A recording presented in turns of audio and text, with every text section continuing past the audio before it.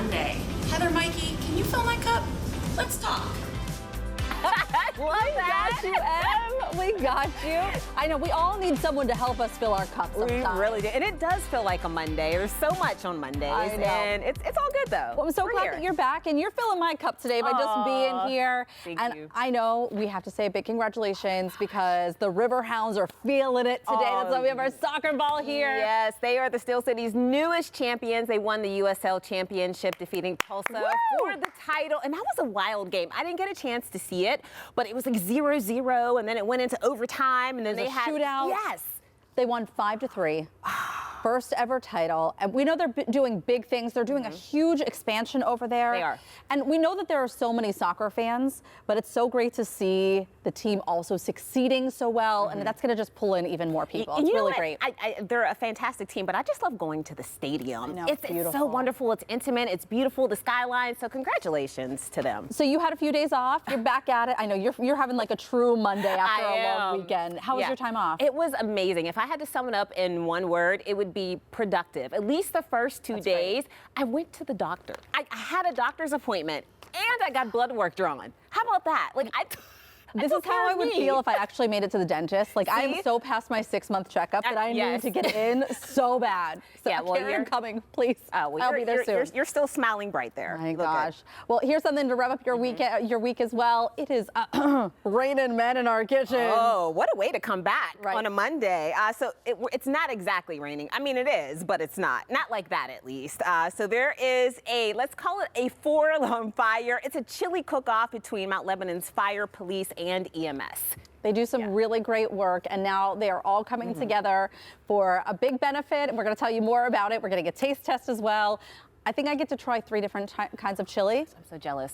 Which I'm very excited about. I know. I'll take it any day of the week. Well, how about chili for Thanksgiving dinner? I mean, that might not be too bad, I think, but regardless of what's on the menu, it is Thanksgiving week, so that means that a lot of people are getting ready to travel, and according to AAA, over 81 million people plan to get on the road or fly this week, starting on Tuesday. And that's at least, they're calculating this based off of at least 50 miles from their home. So that's how many people plan to travel, at least that far. The travel begins tomorrow. I always laugh about this too, because every year they say this is going to be the biggest travel year ever. How is it every year we keep chopping it? I don't know. When all I want to do is stay home. I don't understand. But you know what? I was thinking, because there was a couple of months ago, I took a flight to Philadelphia, and it was round trip for $60. So I'm wondering if some of the flight prices have come down some. And also, I do think that people are coming off of kind of that pandemic lull where people just weren't traveling. And so we're finally getting back into the swing of things and getting out on the road. So not that I would wish the stomach bug on anyone, but 2 years ago, we had the stomach bug and could not go anywhere for Thanksgiving. And then I think in the middle of the pandemic, it was like 2021, we had COVID and everybody was fine. Nobody was like terribly sick, but we couldn't go anywhere for 2 weeks, and it was glorious. I was going to say, it was wonderful. That doesn't sound too bad. I mean, minus being sick, but obviously nobody wants to be sick for the holidays. Right. But it forces you to slow down. That's what I mean. Yeah. Everybody wants to get, they're going, they're traveling, they want to go see fam. I get it. I totally get it. But oh boy, was it nice just to stay. I love that. So well, good. If you are planning on traveling, it's like, what do you pack? Do you pack your gloves? Do you pack your umbrella? Mary, she is in today. She's at the Weather Center. Mary, we're just curious, like, where does this rank in terms of a busy factor for meteorologists? Honestly, you know, our workload stays the same. You know, our forecasting, it stays the same, but it always seems busier because you have everyone asking questions about, you know, well, what's coming in when I'm traveling this day or this day. Everyone's traveling at different times. So it's not necessarily the workload. I mean, the hours are still long just doing this job, but I think it just like brings that attention anytime you mix the weather with a holiday schedule. It just seems like everyone's eyes are on you all the time and just asking questions even when you're not working. I always have my family and friends texting me, hey, what's it going to be like? How cold is it actually going to get? Or hey, I have this going on. What's happening? So I was gonna say, I'm included in that. I feel like I've been guilty of bothering you and Ron. Like, hey, so is it gonna be Can I go to this thing? Is it gonna be fine? It's rain, snow, what are we doing? It's fine, that's what I'm here for. And I don't mind helping you out whenever I'm, sitting in my pajamas, no makeup on, and I'm just texting you about what the forecast is. It's easy. It's easy. Yeah, love that. You know what? I feel like you put so much time and attention into that macaroni and cheese, so much energy. It's like somebody's going to taste this. I need my family to be able to make it in. I need to make sure. Yeah, they're coming in. This. All right, Mary, we're going to check in with you in just a little bit. I know that you're going to have your forecast by the hours in just a bit, so we'll check in with you. If you are traveling by plane, your first departure out of the new terminal, we know a lot of people are making those first flights out and coming in. We are so excited about this because Boaz, as you know, spent some time there. But he also went around looking for things that maybe you're not going to catch the first time you're there.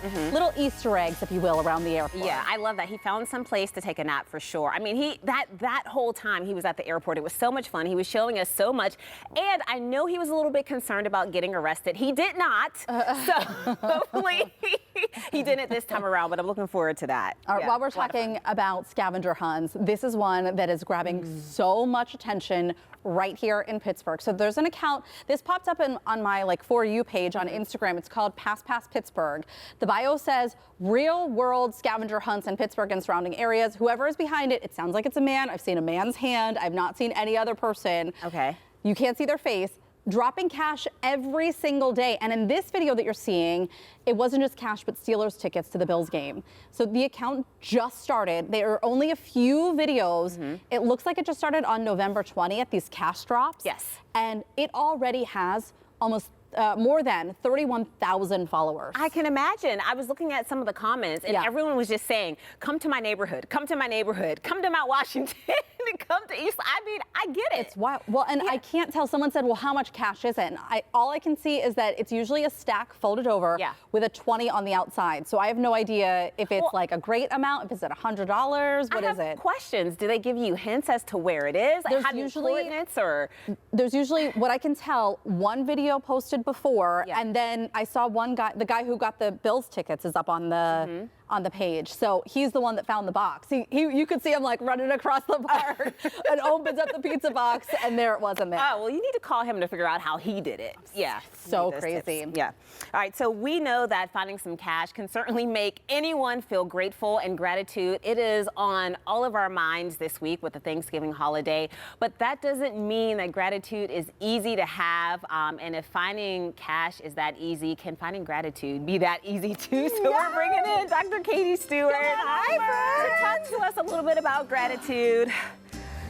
This is a great conversation. Yes. You know what?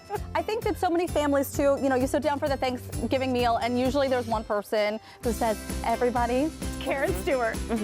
Let's go. Is this your mom? Oh, yeah. Let's go around the table. Everybody say one thing that they're thankful for this year. And I think that there are some people who roll their eyes and there's some people who don't want to take part in it. But it does kind of bring back this focus of we need to find the moments where we can be grateful. It does. And I was actually very late to the gratitude game in the psychology world. People have been talking about it forever. It did not resonate for me. But I think it goes back to what you said earlier today. Everybody's sick, right? Yeah. Can't leave the house. Sounds awful. What did you do? Spent time with my family. Right, Enjoyed it. and you enjoyed it. You Yes. found something in the moment. And I think that's the most important thing is being mindful, knowing that everything does not have to be perfect Yeah. for you to find something meaningful to be thankful for.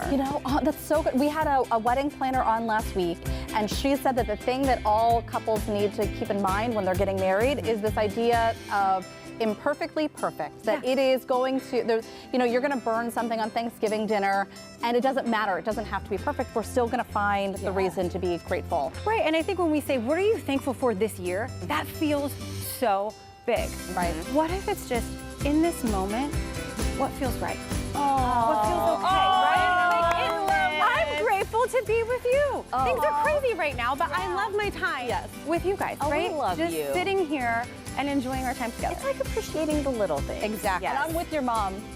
I'll be there at the table. I will answer with all my heart, Karen. I'm right there. Good Oh, stuff. I love that. Thank you. Well, we're going to talk with you in just a little bit. We can't wait for this because, as you know, I have a big problem with crying. I don't know how to cry. Oh my gosh. It's I'll a big teach you.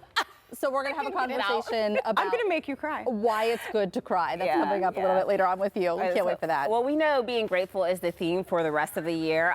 In fact, I know on Pittsburgh Today Live, you guys talked about the PTL toy drive and you announced the date and the location. This is very exciting. Mikey, this started as just a little thought a couple of years ago when we said, you know, we really want to do something.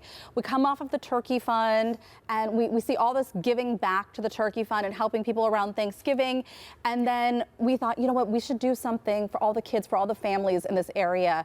Batch of Toys, the Best of the Batch Foundation, they do such a phenomenal job with programming and everything all year long. But this is their big event around the holidays.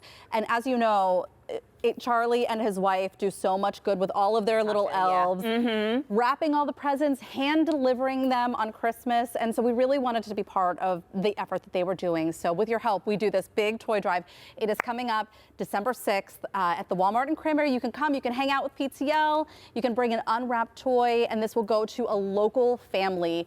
And it's going to be sponsored by Isley's Ice Cream this year. I ate, by the way, a whole carton of their Cherry House ice cream this morning. It was incredible. Oh, that sounds good. Incredible. All right, looking forward to that. Well, speaking of ice cream, if you grew up in Pittsburgh or lived here for any length of time, you know about Clevine's Ice Cream Parlor. And it really was a part of Pittsburgh history and even attracted tourists while they were visiting here. And they even made national news. Do you remember this? For attracting over 1,000 applicants after raising their minimum wage from $15 per hour, actually to $15 per hour. So now the big news is that it's up for sale. And this prompted me to dig into the history a little bit. And they've been around for over 100 years. That's a long time. They opened in 1923. This is in the Strip District. It was a neighborhood apothecary, I always get that word wrong, and soda fountain. And when you walked inside, it really was like stepping back into time. I mean, you saw the marble floors, the countertops, even the vintage stools. It was so cool. And I remember going there and having ice cream, and it was delicious. I know. It really was. It's always sad when you see something that's part of our history close up shop. And we hope whoever takes over that space, whatever ends up happening next, is something that stays with us just as long. Yeah, I agree. Sad to see it go. It is sad. We're going to do things a little bit different this week. As you know, we've been doing once a week now our question of the week. And we have a good one because there's cooking, there's traveling going on. A lot of adulting is going to be happening. Maybe you're hosting. What is something that you still, as an adult, have not mastered? Oh, I can think of so many things. Can you? Yes. Is there something that you want to master that you still haven't? Oh. Sorry. I don't know. I mean, I do think I do a pretty good job in the kitchen, but I am not at your level yet. Like, I'm not at the Martha Stewart where I'm baking and on a regular basis, at least. And I would like to get there because there's so many wonderful things that I see. And I mean, I do have one cookbook. Probably should have more. One thing that I wish that I knew, and it's a skill that I feel like so many people use all the time, or could use all the time, is sewing. Yeah. Oh yeah. I want a sewing machine. I want to learn how to at least be able to hem up some pants. I was going to say, that's it. Like, even if I could just do that, that's all I need. And it seems pretty simple too. You would think. Yeah. I don't know. Okay. Well, maybe you're still trying to master the art of gift giving. What did you get your kids for Christmas last year? Chances are you don't even remember. Well, guess what? Neither do they. How can you fix the gap and make sure the stuff sticks to their memory? And also still to come on Talk Pittsburgh, we've heard it before, big girls and boys don't cry, but what if holding back the waterworks is actually hurting you in the long run? Dr. Katie is sharing the surprising benefits of a good cry. That's straight ahead right here on Talk Pittsburgh.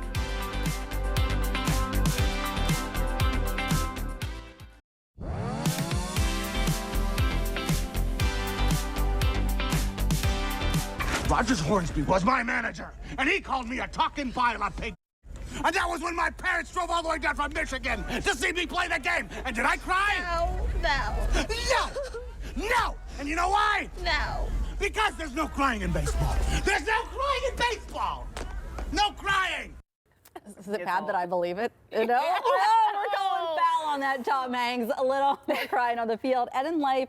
might actually make the world a calmer, kinder place. Yeah, but studies show most people admit to holding back tears all because they're afraid to look weak or feel judged. Dr. Katie Stewart is here to explain what our tears are trying to tell us and why they're nothing to be ashamed of. I mean, the first question here is, how common is crying? I don't know. I find myself crying more often now the older I get, even at commercials. Like, I'll cry. Same for me, but I did want to have good numbers for us. So according to the American Psychological Association, for women, between 30 and 64 times per year. I'm at about 64 this week. For men, it's 5 to 17. And then if you break things down, there's some other studies that show men it's 1.4 to 1.9 times a month. I don't know what a 1.4 times crying is. I don't know. Maybe your eyes just get moist. Well, yes, they did actually say like that can include full-on sobbing. Women, it's like 3.5 to 5 or so a month. I mean, those do almost add up to what APA found. So apparently it's pretty consistent. Almost everybody cries. Okay, so can we talk about this? Because I'm one of those, She has a problem. you said almost everybody. I don't know why. It's not that I don't feel sadness or the emotion that would bring about crying, extreme happiness. It's just that it doesn't happen for me. Can you tell me if I'm in any other category? Like, is there a difference between humans crying and animals crying? Do animals cry? Too many questions at once. I'm all over the place. I just want to know that I fit into some sort of category. No, absolutely. There are a bunch of categories. So first of all, there are people with conditions that make it harder to cry, like Sjogren's, autoimmune disease. I don't think that she has a condition? So I actually think you're probably closer to how I used to be. I was a super sensitive kid, cried all the time. I can remember being on my way to school being, don't cry, don't cry, don't cry. So I trained myself to not cry because of what you said at the beginning. I thought it was weak. I thought it was vulnerable. The last thing I wanted was someone seeing me cry. But guess what?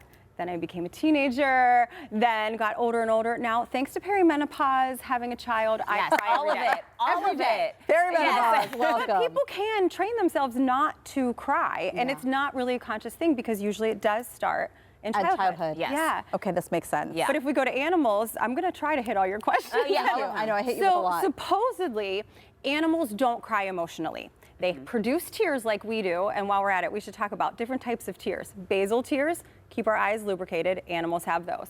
Reflexive, when there's an irritant, getting something out of your eye. Animals have those. Then we have emotional or psychogenic. We're not sure. It used to be animals don't cry emotional tears.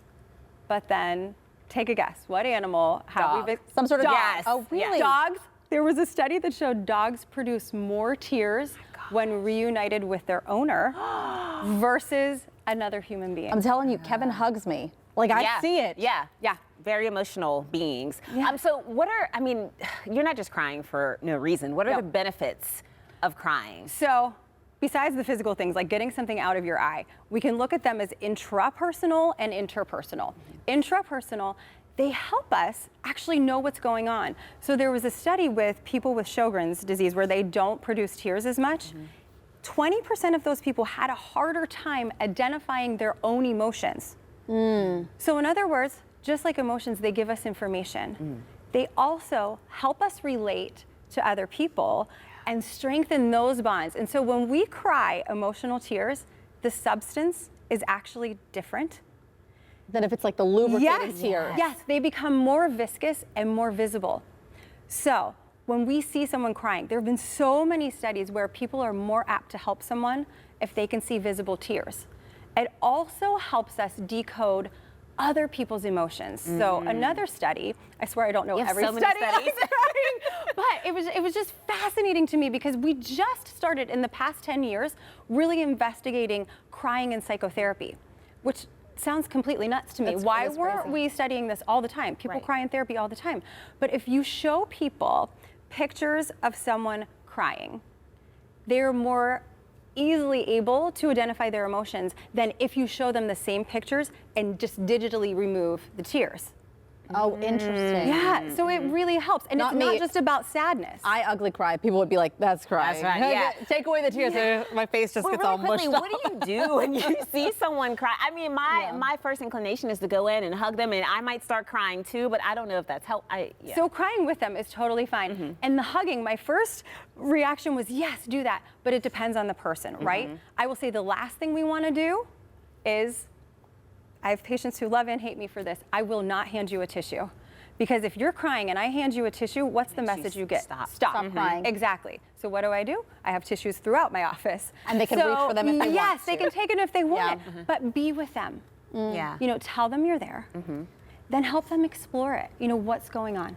Tell me what's happening. Yeah. Not stop crying. Yeah. Yeah. And then in therapy, we're supposed to check in. Like next session, what was it like? I'm not saying be your friend's therapist and But it's check good- in, it but can be how cathartic. great Yeah. would it be to have someone follow up and say, hey, we were crying together. How are you feeling today? Yeah. You're so good. I'm going to call you the next time I'm Yes, crying. do it. If you're interested in booking a session with Dr. Katie Stewart and crying in her office, she's there for you. Yes, yes. We'll have that for you on our website, kdka.com/talkpittsburgh. All right, coming up on Talk Pittsburgh, grab your spoons because the heat is on. First responders are battling it out in a chilly showdown. Will the firefighters bring the fire? Will the police lay down the law on flavor? And EMS, well, they're ready to revive anyone who can't handle the spice. We'll find out who comes out on top. That's next.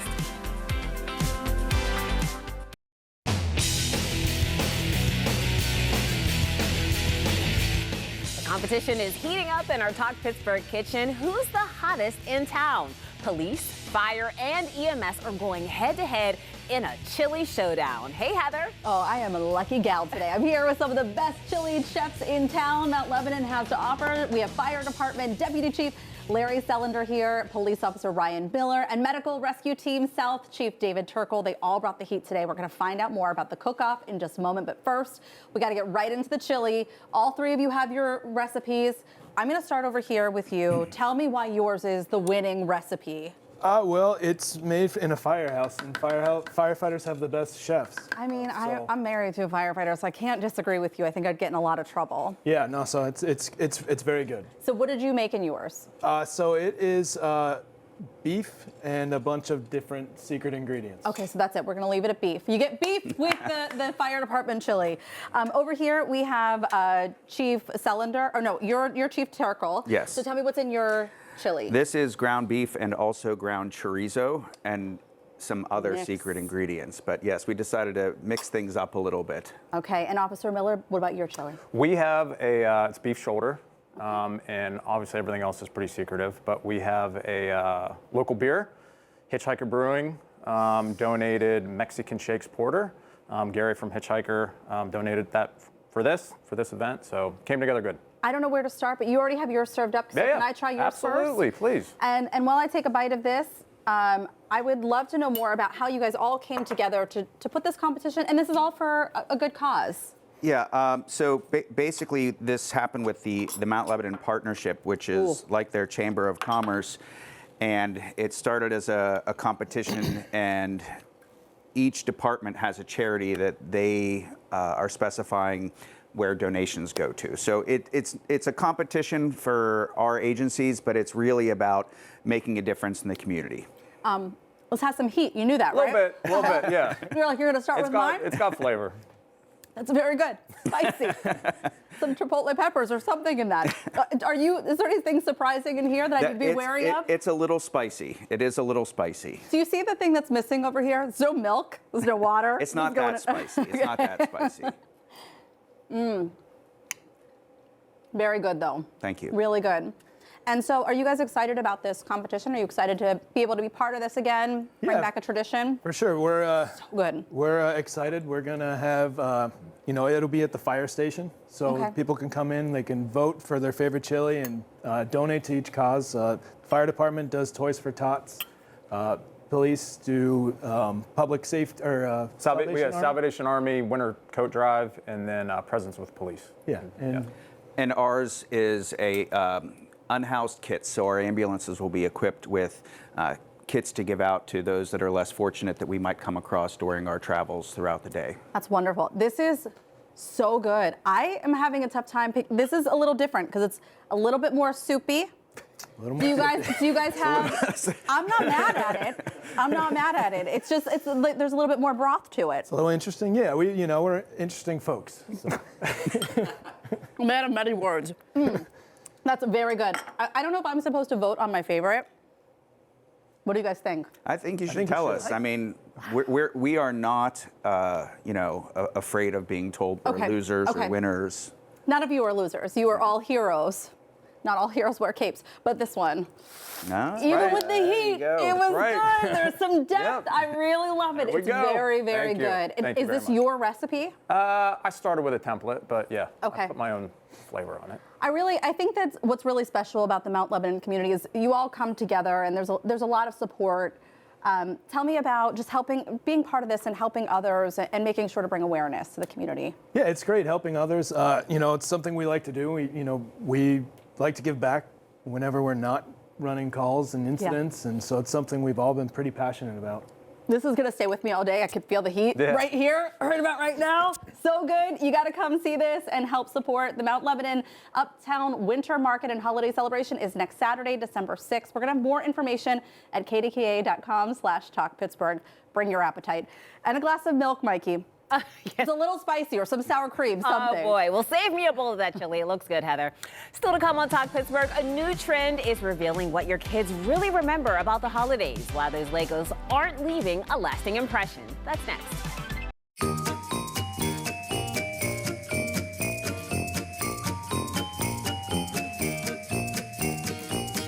Well, as we quickly approach the holiday shopping season, instead of making a list and checking it twice, you may want to hop on a new trend with your kids. Curious about the opinions on this because you ask your kids to name 3 things that they got for Christmas last year. And in the social media post, parents are asking their kids to name these. And in many cases, they can't name 3 things. Oh, I believe it. And in some cases, they can't even name 1.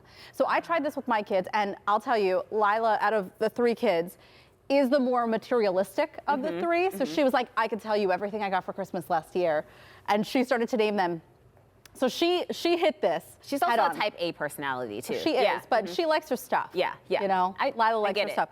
So, but in this video, in these videos that we're seeing, after you ask them to name their 3 things when they can't, the follow-up question to this is, name our family vacation that we went on this past year. And of course, all the kids remember where they went on vacation, or even if it was just like a weekend getaway, they all remember that experience. And so this has turned into basically do this, not that. I see. Instead of buying all the things Look at on Santa their wish Claus. list, It's I know. wild. Instead of buying all the things on their wish list, the point is try and find those experiences that are going to make it more memorable for them instead of just all of these little things that are just going to get tossed in the trash or broken or, forgotten about, really. Yeah. You know what? It's interesting because growing up, we didn't grow up with a lot of money. And so we never got a chance to take a memorable vacation or a trip like that. So I don't have any memories of that. But what I do have memories of is one Christmas I got a record player that I'm dating myself, a record player, like a TV, and it was like all of this amazing, like electronic stuff. So many things in one Christmas, and I will never forget that. So I guess it just depends on what it is, but it can be hard to afford to take those big experiences and have those huge vacations. And that's what I think is really interesting about this big social media trend is that in doing this and like pointing out the flaws in buying some gifts for Christmas or Santa delivering those gifts for Christmas and pointing out the flaws in that, I think that we're also saying like, oh no, in order to have a Merry Christmas, you have to spend thousands of dollars on a memorable trip. Yeah. And I think that that's also kind of the wrong message in all this because sometimes it is easier to pick up some smaller things that may have meaning to your children or family members. I told you when we had this conversation about all-inclusive vacations that I tried to price one out for a family of 5. So much. It was between $8,000 and $10,000 to go on this trip. And it wasn't anything fancy. It was like a wide open, just here's 2 destinations, tell me what's out there.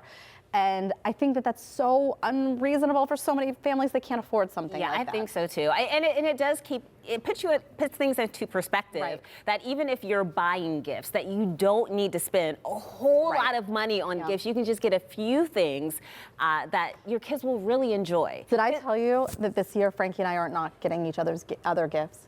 You did allude to that. And I am so worried because I know what he's going to do to me. He's going to get you something at the last minute, and then you're going to look like, I don't know, you're not going to look good. I know what's going to happen. You know what's going to happen. I know what's going to happen. I don't know why we even made this bargain with each other, Mary. It sounds good. All right, we are officially in holiday travel season. So what do we need to know this week, Mary? Well, I have a nice free gift for you. Okay. I have temperatures in the 50s today. Love a it. gorgeous stay. But big changes are on the way for all of those plans that you have going on for Thanksgiving and Black Friday. So we're taking a look, and I will iron it all out for you in your forecast by the hours coming up.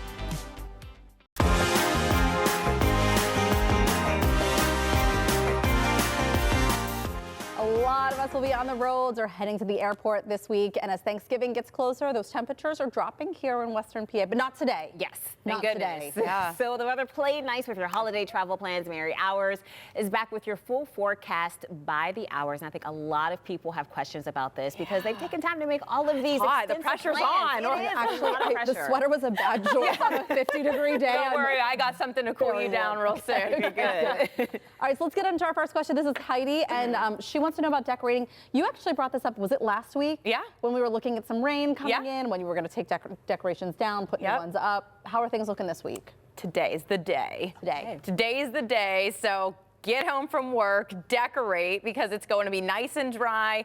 Winds will be calm, and then tomorrow it's going to be soggy. We'll have about a half of an inch of rain through the day tomorrow, but then winds really pick up then Wednesday. Yes, it's mild. You may find a little bit of dry time, but then your decorations, I mean, they're going to get wet anyways, but you don't want to be outside putting up decorations when the winds are blowing and you're just kind of fighting that. So I really say today is the day. If not, then you're going to be battling the cold. Okay. That's coming. I know. Jackie is asking about Thanksgiving cooking. I'm assuming that she means Thanksgiving Day. Maybe she'll be in and out of the house. I know for us, like we're deep frying or air frying a turkey. I think Frankie bought an air fryer that fits a turkey in it. Yeah, I got so crazy to me. That is crazy. I got so many comments of people. They start cooking. You know, I don't cook on Thanksgiving, but at 5 o'clock in the morning, and then like their daughters are coming over to help and everything. So people are going to be traveling, and then. Yeah, you're gonna need some nice weather to travel, and it looks like it will be pretty decent. It's just gonna be really cold. That's okay. So some cold turkey there. Temperatures mid to upper 30s. I mean, we could have a few flurries flying around, but I think the biggest thing is just how cold it's going to be. It's also how cold it's going to feel because it's going to be windy. So expect those 30s to maybe even feel in the 20s for some areas. At least no rain and no major snow. But you're inside cooking, and it's going to be warm when you're cooking. So I think it's perfect. I feel like these first few cold days, though, can be very refreshing. I left the house today without a jacket on. I got in my car. It was 29 degrees. I was like, what am I doing? Yeah, some days I don't wear a coat either. Beth wants to know, again, Thanksgiving, 5 p.m. bonfire. This is in Atlasburg. She's going to have a little bonfire after dinner. Love it. Right, I know, a bonfire. You're going to need to stay warm. It's going to be so cold. It's going to be right around freezing. And again, with winds around, I don't know if a bonfire is a great idea. Good but to know, it though. Yeah. depends what you are into, I guess, right? So bundle up. I mean, you could maybe get the fire going, step outside, roast some marshmallows, then go back inside. But yeah, our temperature is near freezing. It will be mostly cloudy. It does look quiet. But I mean, there still may be a little flurry or two flying around. But ultimately, it's just going to be so cold. Bonfire sounds so nice. It does. Last question, Nikki. She is going to Beaver Light Up Night. That's Friday. Yeah, I was just talking to my best friend about this, and she was like, oh, we might go. And I was like, well, it's going to be really cold. And she goes, just kidding, we're not going anymore. It's going to be really cold. It is. Yeah, bundle up. It'll be cloudy. I mean, temperatures right around that freezing mark even Friday. The good news, I mean, we still have warmer days ahead for some light up nights. I know some people do them a little bit later, like some towns, but Friday night it's still going to be really cold, and it's still going to be a little bit breezy at times. So yeah, you're going to need all of the extra layers, and might want to go right at 5 and it ends at 9. So maybe go a little bit. Maybe shorten the night a little bit if you don't want to be cold. I got to come down to our light up night this weekend. It was I knew it was going to be perfect. Like, oh, so nice. Well, this is the time of year, though, in order to enjoy so many of these light up night festivities, and we know that there are light things all over at the Pittsburgh Botanic Gardens, all over the place. Just bundle up, enjoy it. Enjoy this time of year. All right, thanks, Mary. You're welcome. Coming up on Talk Pittsburgh, honoring our heroes. How often do you think of the sacrifices they made? Thanks for giving you a simple way to pause and reflect. We're talking about the Hall of Valor and how you can celebrate local veterans. That's next.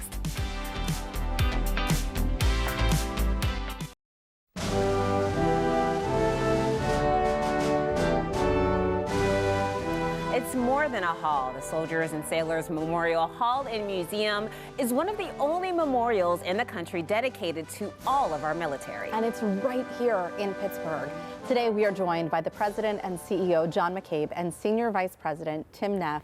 So happy to have you both here. Thank you. Talking about something that is truly so special, not just the building itself, but a particular part of what you have. This is the Hall of Valor. And John, tell us more about this hall and honoring local heroes. Sure. Now, the Hall of Valor, it's actually called the Joseph A. Dugan Jr. Hall of Valor after the first president of our nonprofit. This was a program in the room, was so near and dear to his heart. Yeah. The program has been around since 1963, the induction of these individuals, these service members. And the room is there. At one point, every inductee had a plaque that was on display. Now there's almost 800. Wow. So we're limited, although we have a kiosk that you can search and find others. But there are, all the walls now have the Medal of Honor winners that we've nominated, that have been nominated. Yeah. And Tim, what does it take to receive an honor like this? You have some examples here of some of the past honorees.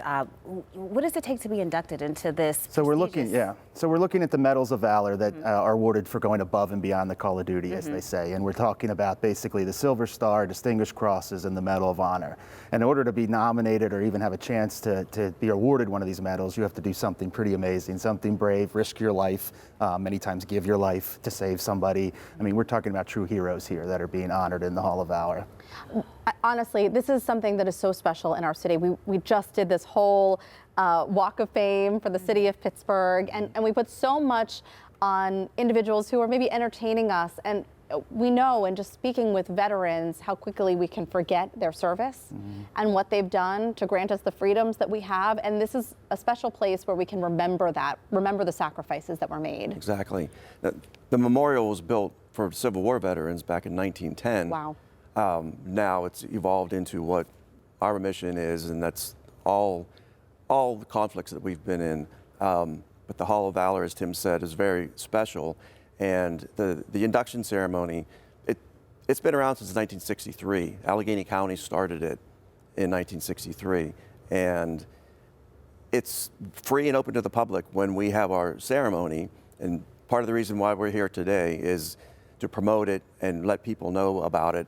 Every year we try to, but we should fill that auditorium. Yeah, so absolutely. individuals can come down, the community can come down and see the individuals that are getting nominated or inducted. Yeah, and Tim, this big ceremony, it's next year in March. Can you share a couple of the stories of the people who you will be honoring? Yeah, we don't know exactly who's going to be honored this year. We haven't selected the inductees yet, but we did bring a couple examples here of one gentleman, John Pinder, from World War II, just to kind of summarize his story. He was a radio man at D-Day, so June 6, 1944. He gets on Omaha Beach with his radio. It's not working. He has to risk his life and get out of protected areas to get parts he needs to fix the radio.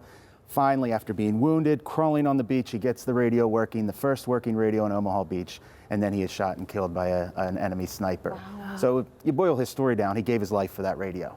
But that radio would save lives. It would contribute to the success of D-Day, and for those heroics, he was awarded the Medal of Honor. We should let people know, in addition to this coming up, is it March of 2026 when it'll be held?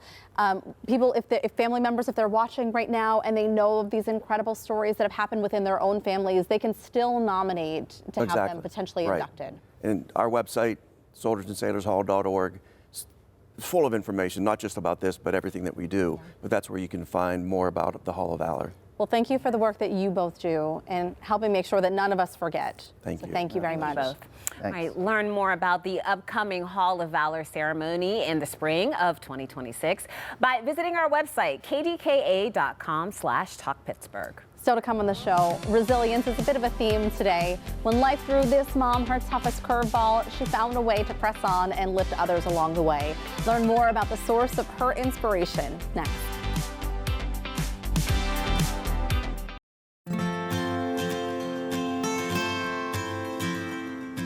In our community, there are people who keep moving forward no matter what life throws at them. And today we're meeting a mother who chose hope in a moment of real uncertainty. Tressa Glover from the Yins Are Good podcast has a knack for finding these feel-good stories, and here to share her own is Chef Missy Terrell. First, Tressa, How did Missy become a guest on your show? Oh my goodness. So, a shout out to Pam Liu from Community Kitchen.